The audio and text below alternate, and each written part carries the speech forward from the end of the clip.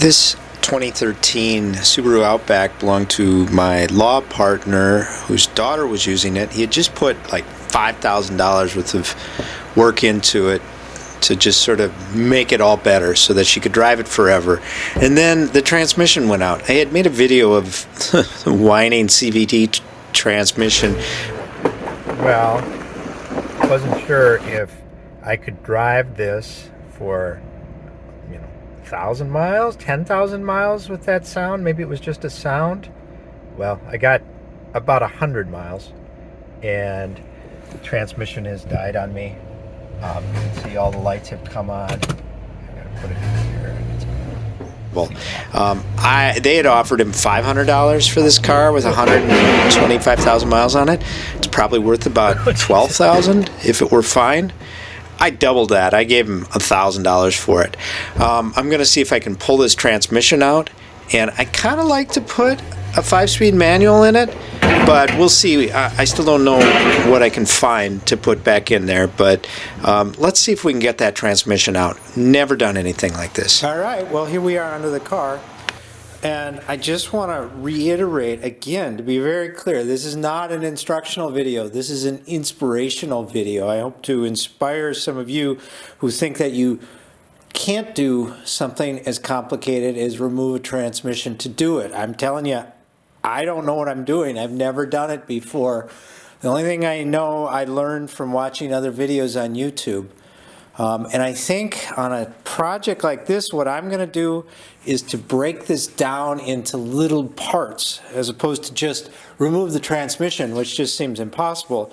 Let's just do it in little parts, like eating an elephant, one bite at a time. I'm going to remove the whole exhaust system, I think, is one of the first things. We got to get at that. I'm going to drain the transmission, and I'm going to drain the differential, so I don't have to worry about oil all over the place, and I think it's easier to do that when it's up in the air. After we get the exhaust out of here, I think I got to take this shield off because the drive shaft is up in there, and so we're going to have to remove the drive shaft back to the back to here. It's hard to see, I know. Back to the rear differential. Take it off here. We got to take these axles out. There's plenty of things, unknown unknowns here. Things I don't even know that I don't even know. There are things that I know I don't know, and I guess we'll just have to see how it goes. Like, one thing is, I know there's these hydraulic lines that come into the transmission. I don't know how to get those off, or once they're off, how to re-bleed it, make it work again. But let's get it out, and we'll worry about putting a new one in if we can get it out. So I'm going to do this in sort of discrete videos, a little bit at a time. I'll time how long each kind of component takes to give you some idea. As opposed to doing the whole thing. I don't have to do it all at once because it's up in the air and out of the way. So I'm sorry, I know you don't all have this luxury of having a lift and a place to leave it, but sucks to be you, I guess. I'm sorry.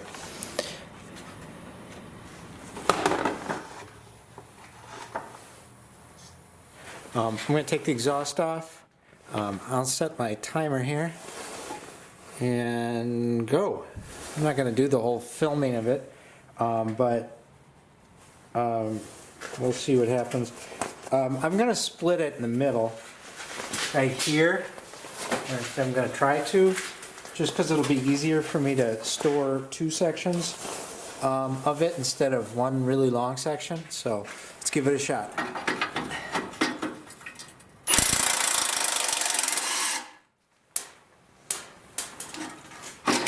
Hey, there we go.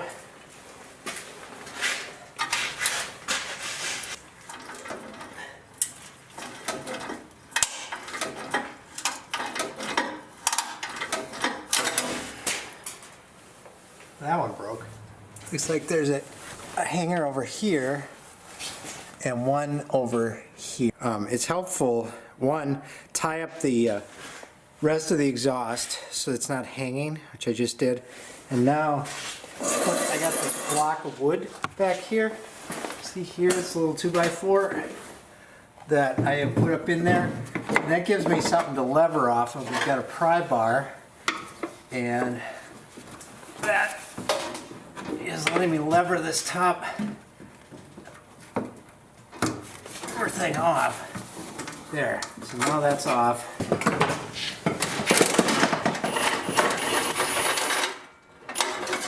Hey, they all came off.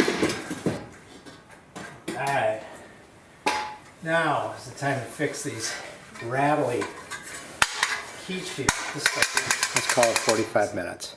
And that was because I fought with that stupid hanger for a long time. If you just cut those suckers off, this should take no longer than 10 minutes, but hey. With that heat shield off, we get a good look at the drive shaft. All right, I went and looked on our friend YouTube. It's a nice Canadian that has a video. This is one piece, so I got to take off these 4 bolts here. And I guess it was an older one that he had.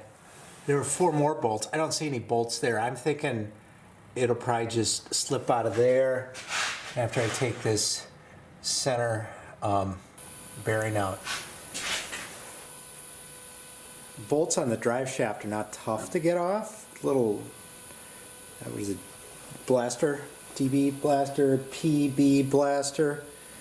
I had to jack the back wheels off the ground and put it in neutral to spin the drive shaft to get this last bolt over here.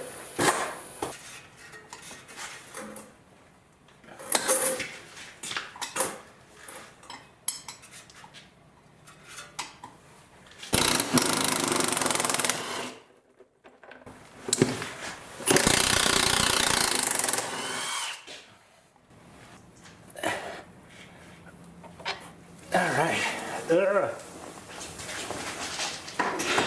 So 23 minutes because of a stuck bolt. Simple. Okay, that part, not a big deal. I think we're getting there. This doesn't seem so bad.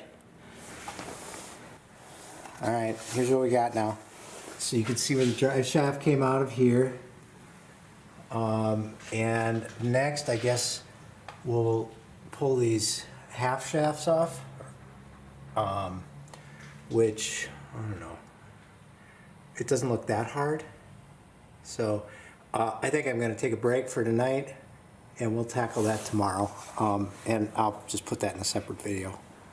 Stay tuned.